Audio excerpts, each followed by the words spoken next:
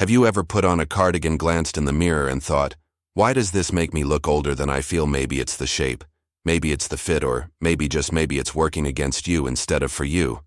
But here's the thing, a cardigan isn't the problem, it's how you wear it. Cardigans can be one of the most versatile and elegant pieces in your wardrobe, but if worn the wrong way, they can also add years instead of style. So how do you wear cardigans after 50 without looking frumpy? That's exactly what we're talking about today. By the end of this video, you'll know exactly which styles work best for your body, how to layer them like a pro, and how to create effortlessly chic outfits that make you feel as fabulous as you truly are. I know many of us have been told that style is just for the young, that past a certain age we should tone it down or dress our age. But what does that even mean? Your style should reflect the confident, vibrant person you are today, not some outdated idea of what older women should wear. See the difference? It's all about making small, intentional choices that elevate your look, and the best part, you don't have to go out and buy a whole new wardrobe. You probably already own everything you need. We're just going to tweak how you wear it. In this video, I'll walk you through the biggest cardigan mistakes that can unintentionally add years to your look, the best cardigan styles that flatter your figure and enhance your personal style, easy outfit formulas that always work, so you never feel unsure about what to wear again, and tips on colors, fabrics, and accessories to keep your look polished and modern. If that sounds good to you, go ahead and hit that like button, because trust me, by the end of this video, you're going to feel excited to style your cardigans in a whole new way. Mistake 1: wearing baggy and boxy cardigans. Let's start with the biggest mistake: baggy. Boxy cardigans. I see this all the time now. I get it. Comfort is important, but oversized, shapeless cardigans can overwhelm your frame and create a slouchy, unstructured look that adds years instead of elegance. See the difference in the first outfit. Everything is loose, and there's no definition. But in the second, the structured cardigan creates shape-making. Look modern and flattering. Instead of drowning in fabric, opt for a cardigan that gently follows the shape of your body. You don't need something skin-tight, just something that has a bit of structure and flow. Mistake 2: choosing the wrong length. Right, here's another one. Super long cardigans that hang past your knees with no shape. This can drag your entire look down, making you appear shorter and heavier. Instead, go for mid-length or slightly cropped styles that hit at the hip or just below. If you love longer cardigans, choose one with a defined waist or a sleek drape to maintain structure. Mistake 3: pairing loose cardigans with loose clothing. Here's a mistake that can sneak up on you: wearing a loose cardigan with an equally loose outfit. When everything is oversized, your shape disappears and the outfit lacks structure. Instead, balance is key. If your cardigan is flowy, wear a more fitted top or tailored pants underneath. If your cardigan is structured, you can add a little more movement elsewhere. But always aim for contrast. Mistake 4: outdated or bulky knits. Now, I love a cozy knit as much as anyone, but certain thick, heavy knits can instantly age your look, especially if they have an outdated cut. Instead, choose fine gauge knits. Lightweight wool or cashmere blends these fabrics drape beautifully, keeping your outfit polished instead of bulky. Mistake 5: buttoning it up all the way. Now, here's a simple but effective tip. Stop buttoning your cardigan all the way up. It can make you look stiff and overly formal, like a school uniform. Instead, leave it open, or button just 1 or 2 buttons near the waist. This creates a relaxed, effortless look that's much more flattering. Mistakes 6: wearing cardigans in unflattering colors. Color makes a huge difference. Certain shades like dull beige or faded pastels can wash out your complexion, making you look tired. Instead, choose a rich neutrals like navy, camel, or soft gray, or add a pop of color with jewel tones like emerald green or deep burgundy. These shades brighten your skin and give you a vibrant, youthful look. Mistake 7: neglecting accessories and styling details. A cardigan on its own can sometimes look a little plain, but watch this. See just a few small touches take the outfit from basic to elegant in seconds. Now that we've talked about what not to do. Structured and fitted cardigan. A structured cardigan is one of the best investments for your wardrobe. It's designed to gently follow your body's shape without being tight or clingy. See how the structured cardigan creates a more put-together silhouette. It naturally enhances the waistline, elongates the torso, and instantly makes you look polished. Look for cardigans with a slightly tapered waist, a medium-weight fabric that drapes well, a length that hits at the hip or just below *2. Belted cardigan. Waist-defining and elegant. If you want an effortless way to add shape to your look, go for a belted cardigan. This style cinches at the waist, creating an hourglass effect that flatters everybody type. You don't need to rely on the built-in belt. Experiment with your own leather or fabric belts to elevate the look. This small detail makes a huge difference in creating a refined, intentional outfit. Pair it with tailored pants for a smart, casual look, or layer it over a dress for a sophisticated, feminine touch. 3. Cropped cardigan. Youthful and versatile. A cropped cardigan is a fantastic option for keeping your proportions balanced by hitting at or just above the waistline. It visually elongates your legs and prevents that heavy bottom, heavy look. Some longer cardigans create. See how the cropped cardigan creates a neater, more youthful look. It's especially great when paired with high-waisted jeans, trousers, or skirts. The key here is to avoid anything too short. Aim for a length that grazes your natural waist for the most flattering effect. 4.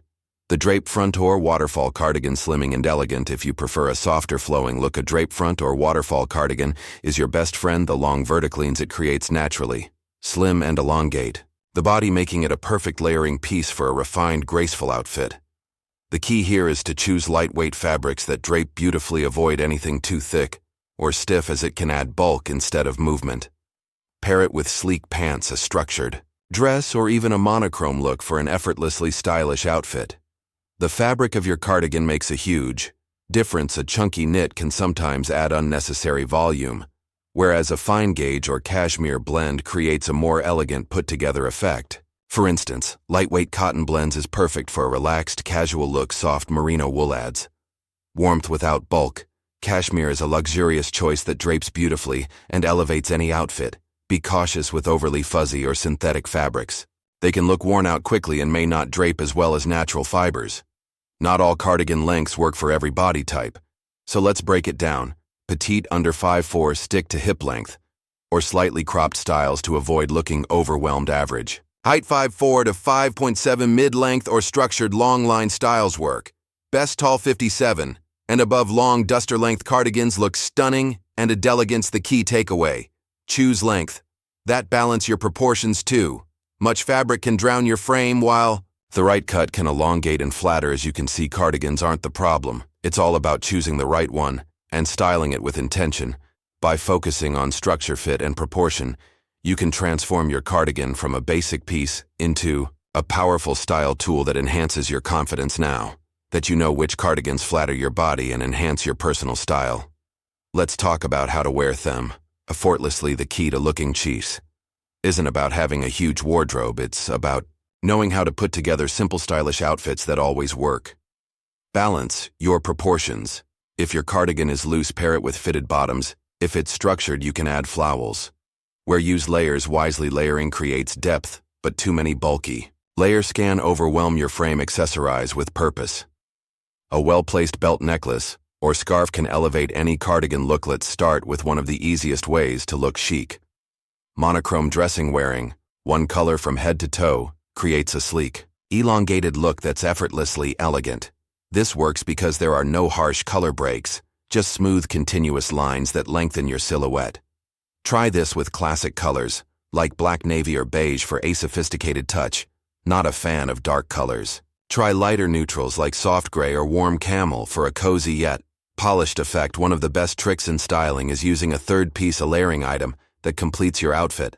A well-fitted cardigan instantly adds polish and makes even the simplest jeans and t-shirt combo look intentional. This formula is foolproof. A neutral cardigan plus a classic top plus well-fitted bottoms equals effortless style. You can repeat this formula with different cardigan styles, structured, belted, cropped, to create endless looks without overthinking it. A belted cardigan is an instant game changer. If you ever feel like your cardigan is too shapeless, adding a belt at the waist creates definition and structure. This works.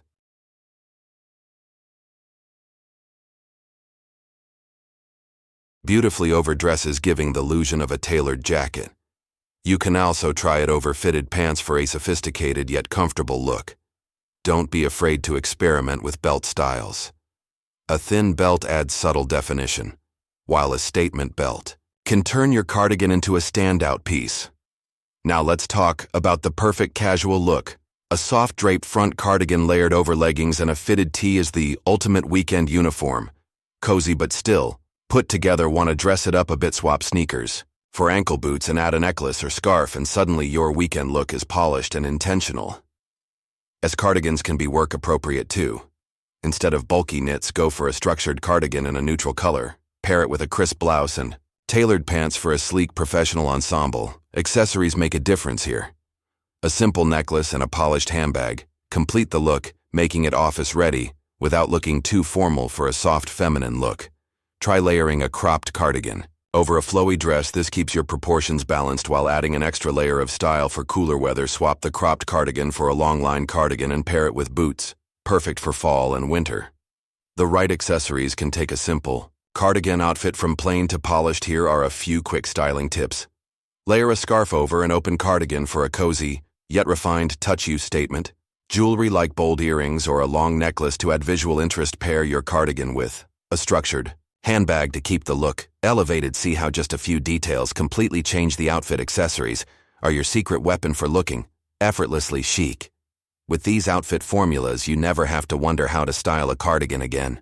Whether you're going for casual, professional, or elegant, there's a perfect way to wear this timeless piece without looking frumpy.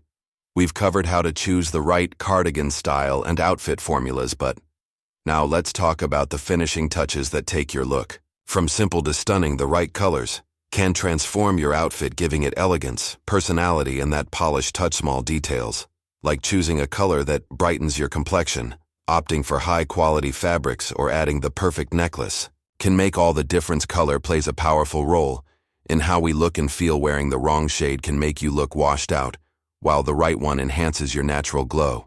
Let's break it down. This shade might feel neutral and safe, but it can drain color from your face, especially if you have a warm or cool undertone. Now, compare that to this deep burgundy. See how it instantly adds warmth and vibrancy. Here's how to find your best cardigan colors. Cool undertones look best in blues, purples, jewel tones, cool grays, and crisp white. Swarm undertones look great in earthy tones. Camel olive mustard, warm reds, and ivory. Neutral undertones can wear a mix of both cool and warm shades for cool undertones. A navy cardigan is a fantastic alternative to black. It's still slimming, but more flattering against the skin. For warm undertones, earthy hues like caramel or burnt orange bring out a healthy, sun-kissed glow. If you're unsure which colors work best, these are universally flattering on most people. Deep teal, a mix of warm and cool tones that enhances all complexions. Soft plum, a sophisticated, slightly muted purple that adds warmth. Rich burgundy, a deeper red that gives an elegant touch without overpowering. Classic navy, a refined, polished alternative to black. Soft gray, versatile and chic without being too harsh. Avoid overly pale pastels if they wash you out, and instead opt for deeper, richer tones that enhance your natural radiance. With the right colors, fabrics, and accessories, your cardigan outfit can go from casual to completely elegant with minimal effort. Now I'd love to hear from you. What's your favorite way to style a cardigan? Let's chat in the comments. If you enjoyed these styling tips, make sure to like, subscribe, and hit the notification bell so you never miss a video.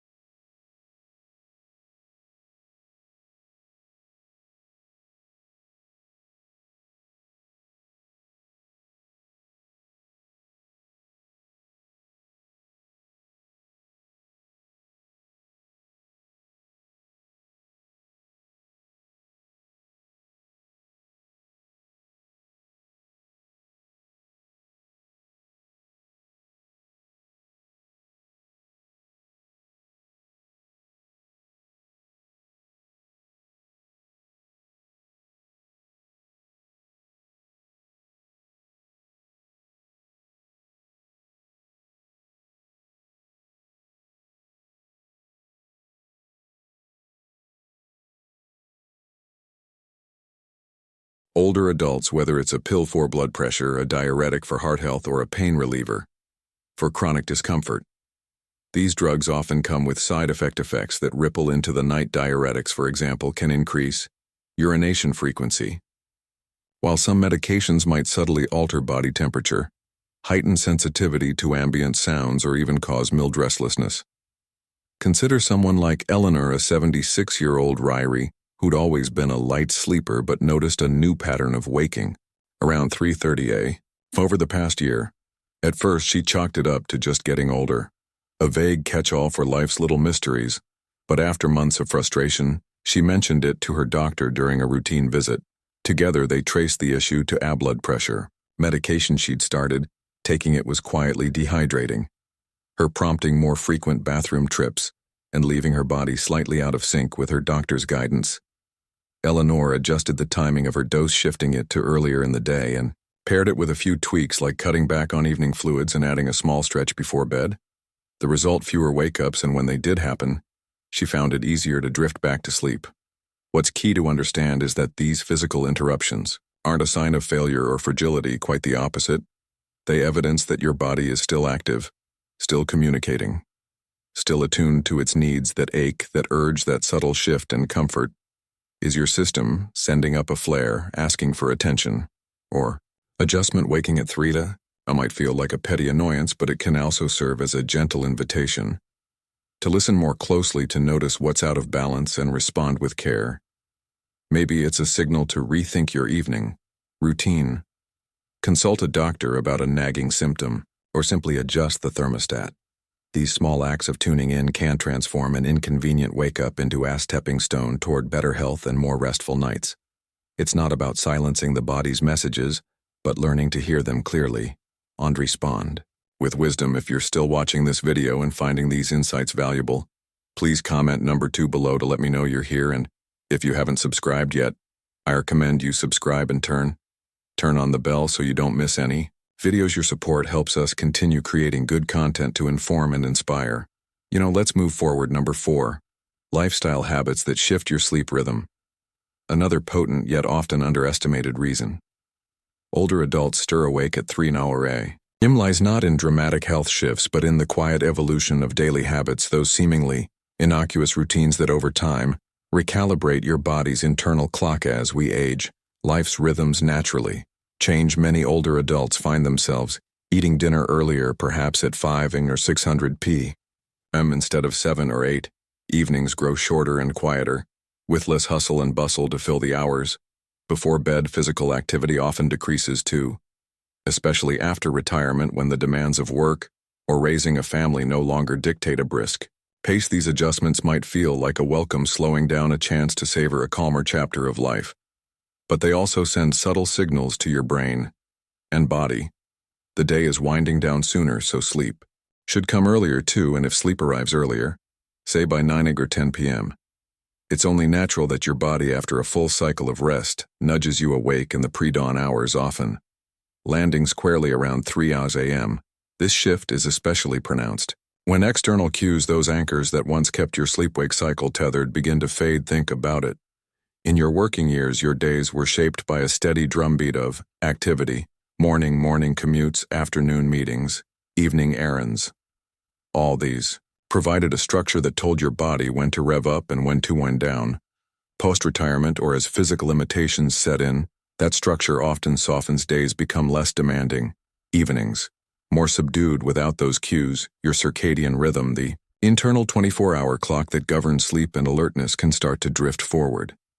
A tranquil evening spent reading in dim light or watching a favorite show might prompt your brain to release melatonin, the sleep hormone, earlier than it once did before. You know it, your eyelids are drooping by 9 p.m. and you're fast asleep well ahead of your old bedtime.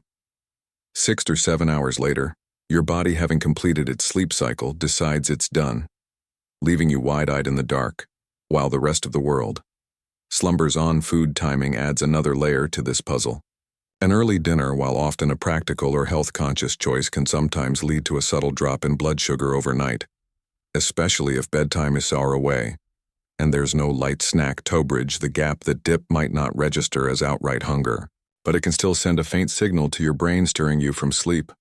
On the flip side, lingering effects of caffeine, even from that mid-afternoon cup of coffee or tea, can play a role as metabolism slows.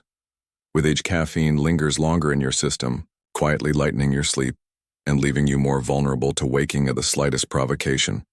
Whether it's a creak in the house, or a shift in your breathing.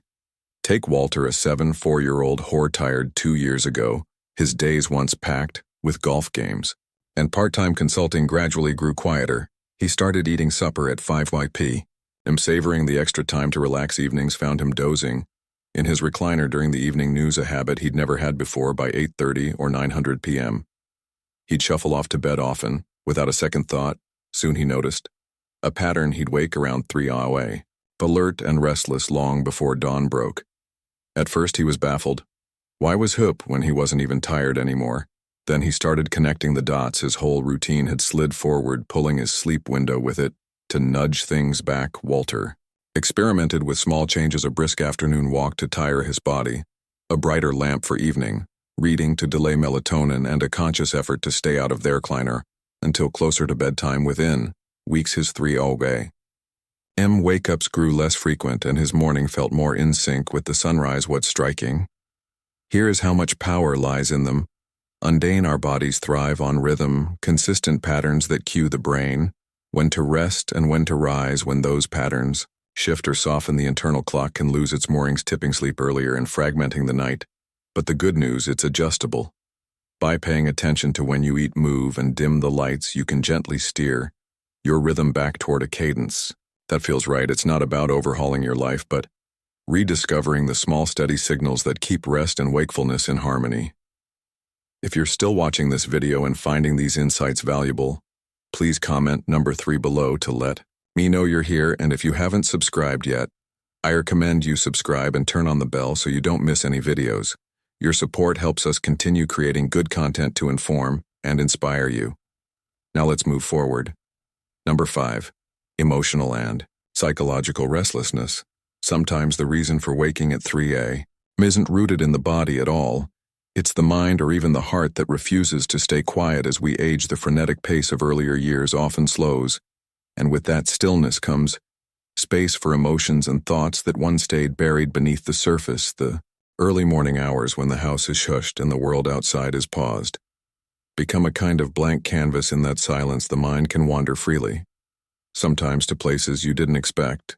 For older adults, this can mean waking, not to a physical jolt, but to a soft current of restlessness, a memory that flickers to life, a worry that's been simmering unnoticed, or a quiet longing that only dares to emerge when no one else is around.